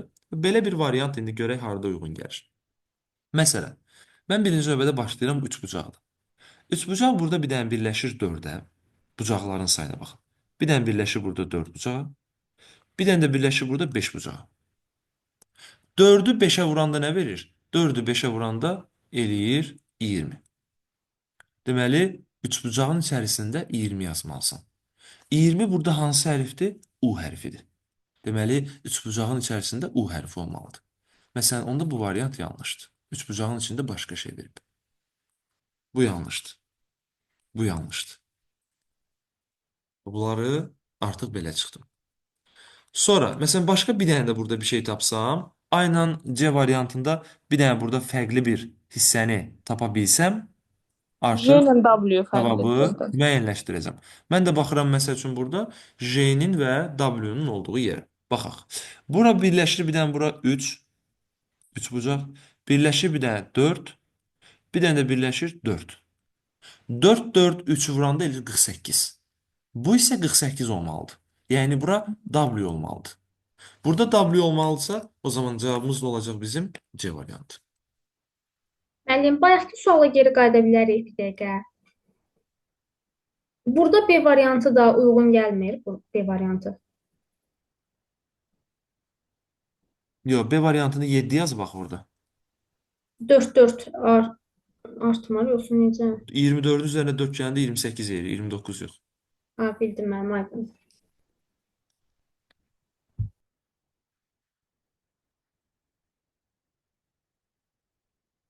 Gəldik burada növbəti belə bir suala birlikdə baxaq. Kublara aid olan bir sual. Yazıb ki, verilmiş kubun açılışı, daha doğrusu yığılışı hansı variant ola bilər? Kublarda ümumiyyətlə çalışın qəbulda bu metoddan çox istifadə edin.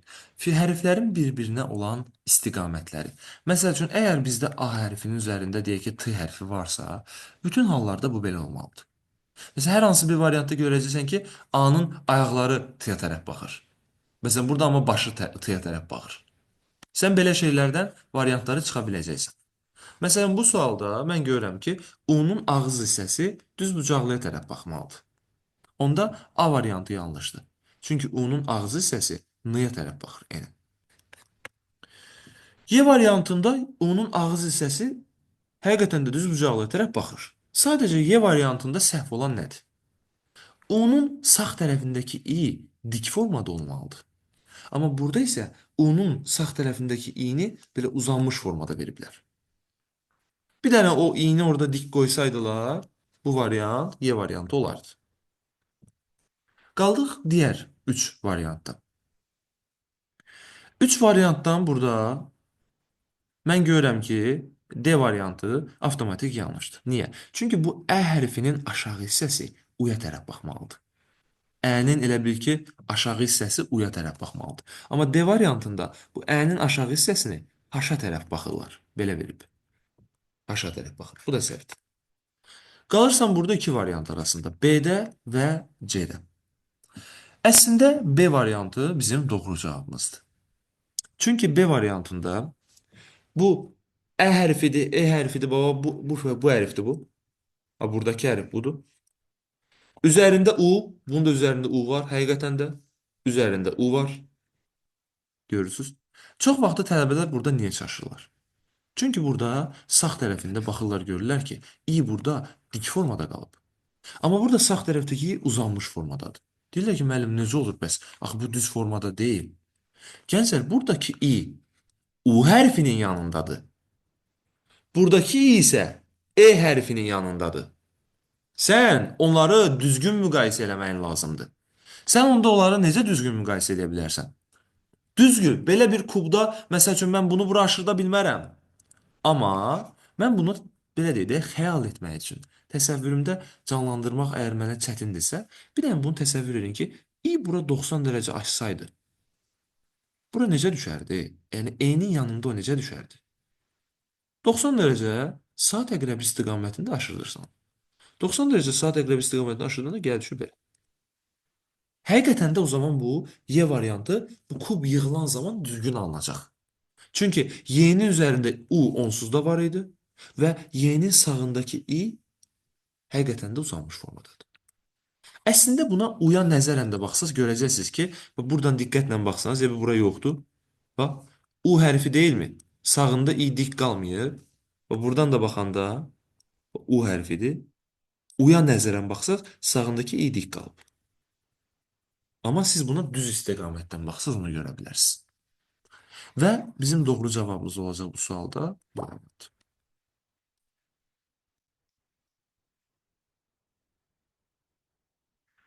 Bununla bağlı bizim bir düsturumuz var. Bununla bağlı bizim bir qaydamız var. O qaydanı sizdən bölüşüm indi. Yazıb ki, 4 fəhlə işi 9 günə qurtarmışdır. Eyni işi neçə fəhlə yarım günə qurtarır? Burada belə suallarda belə bir ardıcıllıqdan istifadə etməlisiniz. Birinci yazmalısınız siz subyekti, yəni işi icra edəni. İkinci yazmalısınız obyekti, yəni görülən işi. Üçüncü yazmalısınız zamanı. Bu ardıcıllığı pozmayın. Məsəl üçün burada yazıb ki, 4 fəhlə bir işi 9 günə qurtarmışdı. Onda mən də yazıram. 4 fəhlə bir işi 9 günə qurtarır. Deyir, neçə fəhlə həmən işi yarım günə qurtarar? Neçə dənə fəhlə elə həmən o bir dənə işi yarım günə qurtarar? Yarım günü də belə yazıram. Bu ardıcıllığı pozmayın da. Subyekt işi icra edəndir, obyekt görülən işdir, zamanı da bilirsiniz. Və nə deyirdi bizə? Deyirdi ki, 4 fəhlə bir işi 9 günə qurtarır. Neçə fəhlə həmən işi yarım günə qurtarır. Bunu belə yazandan sonra siz burada çarpaz formada bir vurmadan istifadə edirsiniz. Həmişə burada qayda belədir. Bunu vurursunuz buna və bunu vurursunuz buna. 4-ü 1-ə və 9-a vuranda verir 36 bərabərdir. Bunu vurursunuz buna və bunu vurursunuz buna. Yəni alınır 0,5 x. Və bunları bir-birinə böləndə x nəyə bərabər olacaq? 72. Sualımızın cavabı olacaq C variantı. Deməli, birinci yazırıq subyekt, sonra yazırıq obyekt, sonra yazırıq zaman. Subyekt, obyekt, zaman. Bu ardıcıllıqla yazandan sonra bir də burada mən bir iş olduğunu hardan bildim? Çünki say verməyibsə söhbət bir işdən gedir. Bax, yazıb ki, 4 fəhlə işi. Yəni bir dənə iş. Ona görə mən 1 yazdım.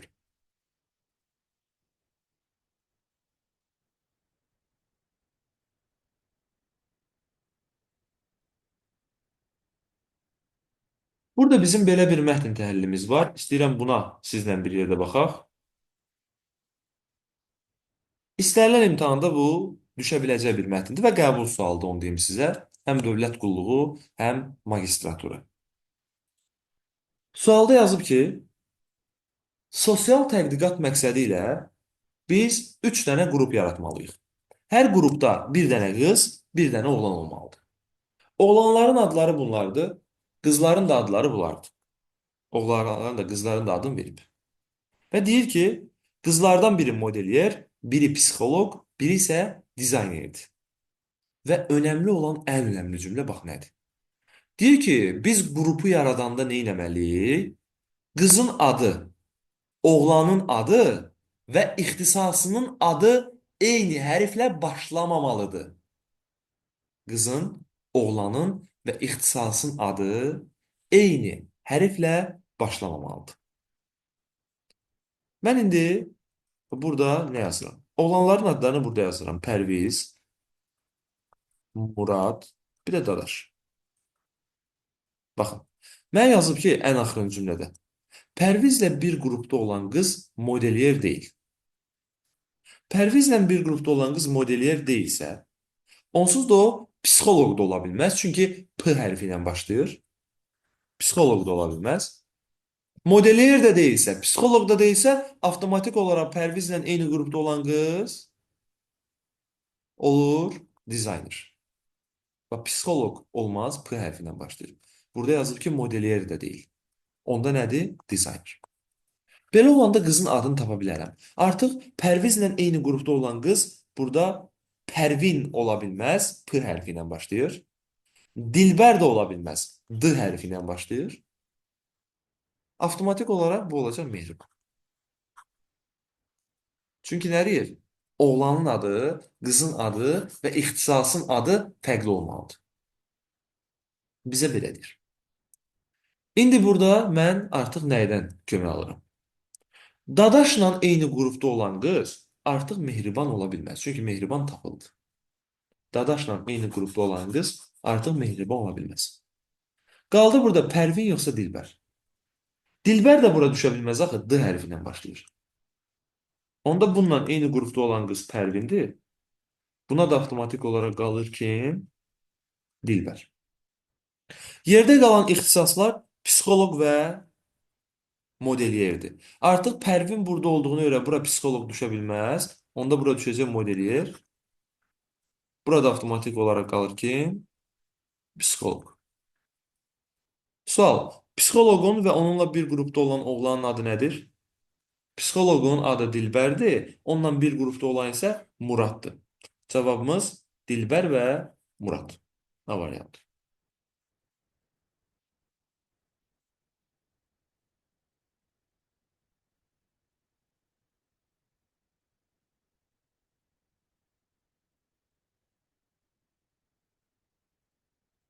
Və burada bizim yenə bir maraqlı sualımız var.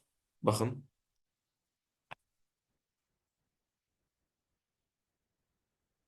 Yazıb ki, aşağıdakı cədvəldə A, B, C, D və Y hər biri bir natural ədədin yerində dayanıb.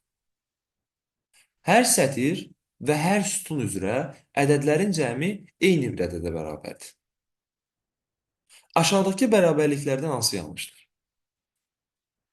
Deməli, bizə nə deyir? Bütün sətirlərin və bütün sütunların cəmi bir-birinə bərabərdir. Bütün sətirlər və bütün sütunlar bir-birinə bərabərdirsə, deyir, aşağıdakılardan hansı yanlışdır? Mən bütün sətirlərin, bütün sütunların bir-birinə bərabər olduğunu necə? Yəni, yoxlayıram. Məsəl üçün, buradakı sütunun cəmi nə qədər edir? Bunların hamısını toplayıram. Bunların hamısını toplayanda alınır 28 plus D bərabərdir. Həmçinin bu sətri də məsəl üçün buradan toplayıram. Bu sətrin cəmi nə qədər? 13 üstə gəlinsin D üstə gəlinsin C. Mən bunları bir-birinə bərabərləşdirə bilərəm də. Çünki mənə deyir ki, bütün sətirlərin və bütün sütunların cəmi bərabərdir. Mən də bunları bərabərləşdirdim. Bərabərləşdirəndə bu D-ni bərabərliyin digər tərəfinə keçirdəndə bu D ilə bu D gedir. 13-ü də bu 28-dən çıxanda qalır 15 bərabərdir C-yə. Yəni, A variantı düzgündür. Amma məndən burada düzgünü yox, yanlış istəyir. A variantında düzgündür, bunu istəmir məndən. Məndən yanlış istəyir. Keçək məsəl üçün bir dənə B variantının həqiqiliyini yoxlayaq. Mən B variantını necə yoxlamalıyam? B variantında bir dənə B hərfi var, bir dənə də Y hərfi var. Onda mən nə edirəm? B hərfinin olduğu sütunu toplayıram belə. Toplayanda olur burada 21 plus B. Bu arada C-nin yerinə C-nin qiymətini qoyuram. Artıq C-ni buradan silirəm. Çünki onun qiyməti 15 olduğunu tapdıq indi. Ona görə bunun yerinə qoyuram 15. Qoydum. Hə, indi nə edirəm? Bütün sütunlar bir-birinə bərabər deyil. B ilə Y-ni mən yoxlamaq üçün bunu buna bərabərləşdirirəm. Bunların cəminə bərabərləşdirirəm. Bərabərdir. Buradakıların cəmi neçə edir? 32 plus Y. Belə olduğu təqdirdə B nəyə bərabərdir? Bunu 21-i bu tərəfə keçirdəndə bundan çıxanda qalacaq 11 plus Y. Həqiqətən də B variantı da düzdür. Burada da problem yoxdur. Gəlirəm burada növbəti variantları necə yoxlayıram? Uşaqlar, bu asan sual deyil. Çünki hətta bunu işə qəbul imtahanlarında da salırlar bəzən. Yəni, mən o vaxtda işə qəbul vaxtları hansısa bir imtahanda da özüm iştirak edəndə bu sualı orada görmüşdüm, yəni. Biraz düzdür, biraz da çətinləşdirmişdilər bunu, amma bu sual ilə eyni tip idi. Bu da düzdür. Məsələn, B ilə D-ni necə müqayisə edirəm? B-nin olduğu sütunla, məsəl üçün, D-nin olduğu sütun toplayıram. Sətiri də toplaya bilərsən, fərqi yoxdur. Burası da elə belə də, yəni bunu da eləyə bilərəm. Alınır 21 plus B bərabərdir neçəyə? 28 plus D. Buradan B bərabərdir. 21-i digər tərəfə keçirdəndə 7 plus D. Və bu da düzdür. Və C variantı isə burada yanlışdır. Gəlin C variantının yanlış olduğunu sizə göstərək. A-nın olduğu sütunu buradan toplayıram. Toplayanda eləyir 20 plus A. B-nin olduğu sütunu da buradan toplayıram. Eləyir 21 plus B. A bərabərdir. 20'ni diğer tarafa geçirdi. Bundan çıxanda 1 plus B. Ama burada yazıb A bərabərdir 4 plus B. Bax bu yanlış olan variant. Eğer bizden yanlış istəyirsə, cevabımız olacaq C variantı. Deməli gənclər, sizlə burada 35 ədəd gördüyünüz kimi qarışıq suallara baxdıq. Mən səhv eləmirəmsə artıq bizim suallarımız bitdi və bizim dərsimiz də burada yekunlaşır. İnşallah yenə də dərs olanda olacaq təbii ki, imtahana qədər tez-tez bundan sonra olanda sizlə paylaşacağam. Öncədən sizlə bölüşəcəm. Qruplara göndərəcəm. Kim istəsə qoşulub iştirak edə bilər. İnşallah ki, hər biriniz üçün faydalı